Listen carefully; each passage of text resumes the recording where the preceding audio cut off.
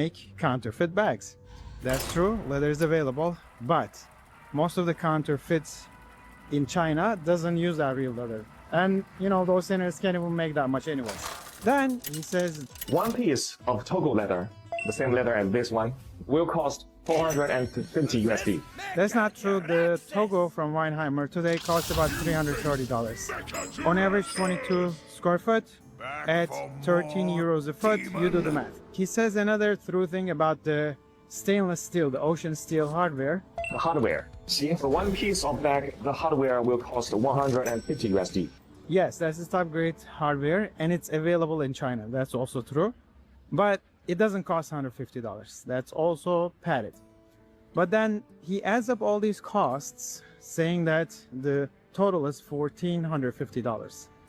That sounds a bit steep to me because I was in Guangzhou last month. I've seen these top level fake Birkins that is way better than the one he's showing in the video, and they were selling at $500, made with real Togo and stainless steel. So I'm assuming his exaggeration is to sell his fakes or dupes at a 3x multiplier, leveraging a trend now. And that's kind of where the problem starts, because if you're gonna expose anything, if there's anything to expose, you better be accurate. And there's so many inaccuracies in this video that kind of makes me not to think much of this content. He also has a very accurate point where he says China has the skills and talent as well as the materials. That's absolutely true. But the problem is most of that talent is going to make fakes or dupes of these known brands. In my opinion, why not China is producing their own designs, own brands, using these beautiful hardware, beautiful material they have, with incredible skill they have, all I know and believe, and sell that bag for $500, which is very profitable in their cost structures. Believe me, I know. But the problem is why your option should be a dupe of a classic iconic bag from a European brand. Why not these individuals make their own creations and offer that quality at a very affordable price point under their own brand name?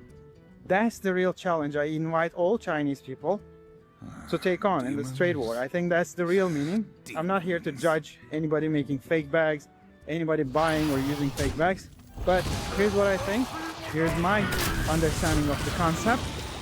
And I think it should start with increasing the moral looseness that China has on some of these matters, because if you're gonna make a video that's gonna go viral and impact the world, it better be accurate, otherwise you're gonna lose your credibility. Yeah, so there's a lot to unpack there, but I think he nailed it. The reason why this guy's making this stupid video is so that he can sell his knockoffs, his Hermes knockoffs, at an exaggerated price. Because one thing about China is they're very good at knocking things off, always have been. And this is a big gripe I have, because when they joined the World Trade Organization, one of the reasons they were allowed in was that they were supposed to stop that. They were supposed to put an end to counterfeiting and knocking off things, but they only increased the amount of knockoffs that they make. And when you're living in China, you'll know very well, you go to these markets, you can get like a 99% counterfeit, where something is 99% as good as the original. As far as the look's concerned, it's very difficult to tell the difference. Same with watches, which is why we've got this. Maybe you can explain what this watch is all about. It's a perfect analogy.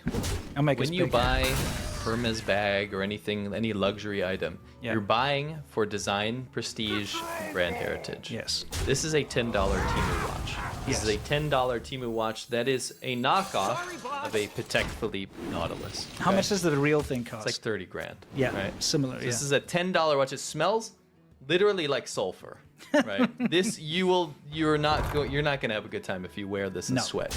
No, it'll go. It is the most rattly piece of shit I've ever seen in my life. Yet you can buy this in America. Yes. This is sent to us. Yes. From Poudgar. Poupdegar. Yes. And it will give you instructions like, note, it is not recommended to take a bath in hot water, sweat streaming, or any high temperatures in cold life environmental wear watch. Due to thermal expansion, cold contraction easily cause waterproof ring to lose waterproof function. Water into the phenomenon of not waterproof. poetic, isn't it? It has all the information, the address of the factory and everything. It even has like a suggested price here. It comes in a box called Fashion Watches. If you know anything about watches, which we do, you don't buy a watch because it's $10 and it looks the same as a good same as a prestigious watch that has stood the test of time, has expert craftsmanship. This is a piece of garbage quartz trash heap that smells like sulfur. It's a perfect analogy. This is the kind of stuff that shouldn't be available. This is what Rosie's trying to sell you instead of the Lululemon. Selling. This is what Turbo Liar Sandbags is selling. Yes, exactly. They're selling counterfeits while saying they make the real thing. Yes. That is incredibly disingenuous. Yes. It's fake. It's like if the person who made this watch says, this is actually a Patek Philippe. Yes. Just we put Podagar on it. Yes. It's the same thing. See, this is a bit more philosophical. Yeah. If you think about it. We all know that luxury brands charge a massive premium. That's just the way it is. I personally have always been against luxury stuff. For me, it's stupid, but I understand it. Okay. Yeah, I mean, like, we don't like luxury goods, but they... when you're buying one of those bags, the reason why you pay so much is because of the heritage. It's because of the fact that this is something that has evolved over many years, usually hundreds of years.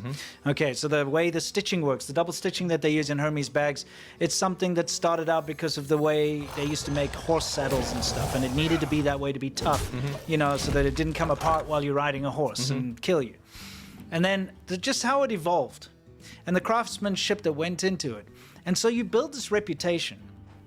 And that's what you're paying for, is you're paying for the reputation, not the materials. Because China doesn't have an equivalent. China doesn't have a luxury brand that spans hundreds of years. You know, they just don't. It's not there. Not in these kind of things. There are other things like the tea and so on, which do have a history, which are valuable. And I mean, you could say the same thing. I could go and grow like a Wulong cha from this famous mountain in China that's been there for thousands of years or hundreds of years anyway. I can grow it in my backyard and say, look, I've got the exact same thing. Why don't you buy it from me?